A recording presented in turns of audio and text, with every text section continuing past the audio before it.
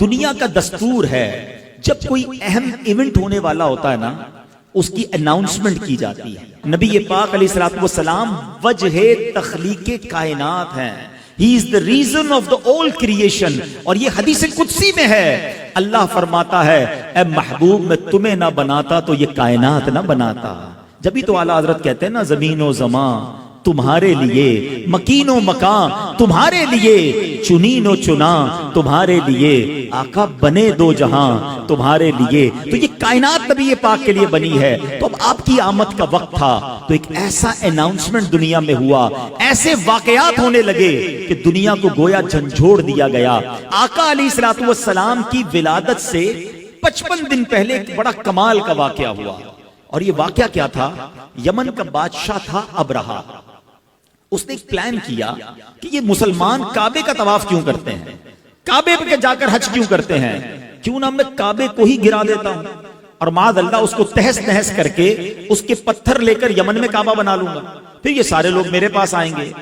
اب اس نے پلان کیا کہ مکے پر اٹیک کرنے کے لیے، دیکھیں اس زمانے میں تو جو لڑائی ہوتی تھی وہ گھوڑوں پر اور اونٹوں پر ہوتی تھی، وہ ہاتھیوں کا لشکر لے کر چلا گیا، مکے کا گھیراؤ کیا. اور پھر کیا کیا، مکے والوں کے مویشی جو تھے، مکے والوں کے جو جانور تھے وہ بھی اس نے پکڑنا شروع کر دیے. حضرت عبد المطلب اس کے خیمے میں داخل ہوتے ہیں. اللہ نے ان کی پیشانی پر ایسا نور نبوت عطا کیا تھا، وہ خیمے میں داخل ہوئے. ابرہہ روب میں آ گیا، عزت کے لیے کھڑا ہو گیا، اپنے برابر میں بٹھایا اور کہا حضرت فرمائیے کیسے آنا ہوا. حضرت عبد المطلب نے بڑی عجیب ڈیمانڈ کی.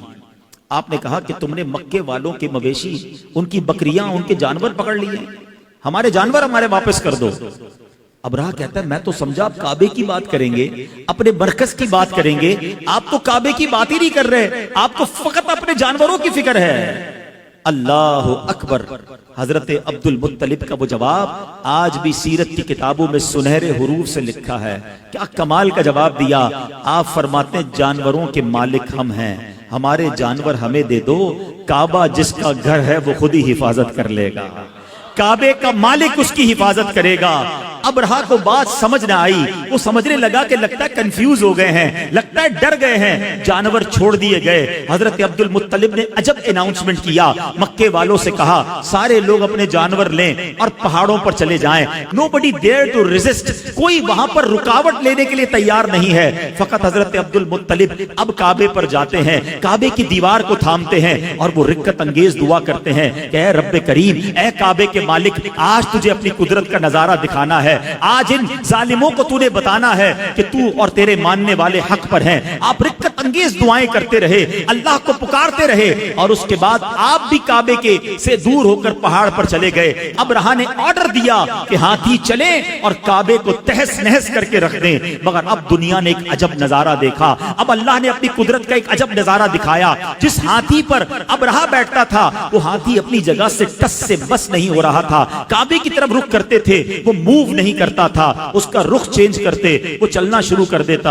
اور اب اللہ کریم نے اس کے مقابلے کے لیے کیا بھیجا. دنیا کا دستور ہے آرمی کا مقابلہ آرمی کرتی ہے، نیوی کا مقابلہ نیوی کرتی ہے، ایئر فورس کے لیے ایئر کرافٹ بھیجے جاتے ہیں. اب ہاتھی ہیں اور مقابلے کے لیے بھیجا کیا ہے میرے رب نے؟ مٹھی میں آنے والا پرندہ ابابیل. ارے چیل جتنا پرندہ بھی کوئی نہ بھیجا، رب نے ابابیل کے لشکر بھیجے جو خود مٹھی میں آ جاتا ہے، جس کا اپنا وزن چند گرام ہے. بتاؤ اس کی چونچ اور اس کے پنجوں میں کتنا بھاری کنکر ہوگا، کتنے چھوٹے سے کنکر ہیں. مقابلہ ہاتھی سے ہے. اللہ اکبر. رب کریم نے اپنی قدرت کا کیسا نظارہ دکھایا. اور آج لوگ کہتے ہیں کہ فلاں سپر پاور نے جناب بڑے گائیڈڈ میزائل بنا لیے ہیں، ٹارگٹ سیٹ کر دو، میزائل جا کے وہی ہٹ کرتا ہے. اللہ اکبر. آؤ میں بتاتا ہوں 1450 سال پہلے میرے رب نے ابابیل کے ان پنجوں میں کیسے گائیڈڈ میزائل دیے تھے. ہر کنکر پر ہاتھی سوار کا نام لکھا تھا، اس سوار کا نام موجود تھا. اب یہ جب لشکر آتے ہیں اس کے بعد کیا ہوتا ہے؟ رب کریم قرآن مجید میں ارشاد فرماتا ہے الم تر کیف فعل ربک باصحاب الفیل. اس کا ترجمہ کیا ہے؟ اے محبوب کیا آپ نے نہ دیکھا کہ آپ کے رب نے ان ہاتھی والوں کا کیا حال کیا؟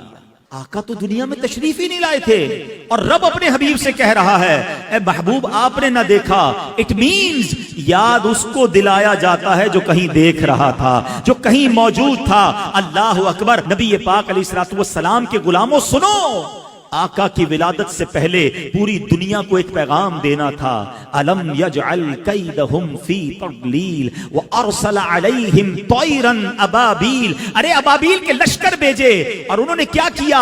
وترمیہم بحجارۃ من سجیل، ان پر پتھروں کی، کنکروں کی بارش کی، اور رزلٹ کیا آیا؟ فجعلہم کعصف مأکول، انہیں چبائے ہوئے بھس جیسا بنا کر رکھ دیا، پرخچے اڑ گئے۔ ان کنکروں نے وہ کام کیا جو بڑے بڑے میزائل نہ کر سکتے تھے، ہاتھی سوار، اور ان ہاتھیوں کا نام و نشان باقی نہ رہا۔ گویا پوری دنیا کو یہ میسج دینے والا تھا، آئی نئی حکومت، سکہ نیا چلے گا، آئی نئی حکومت، سکہ نیا چلے گا۔ عالم نے رنگ بدلا صبح شب ولادت۔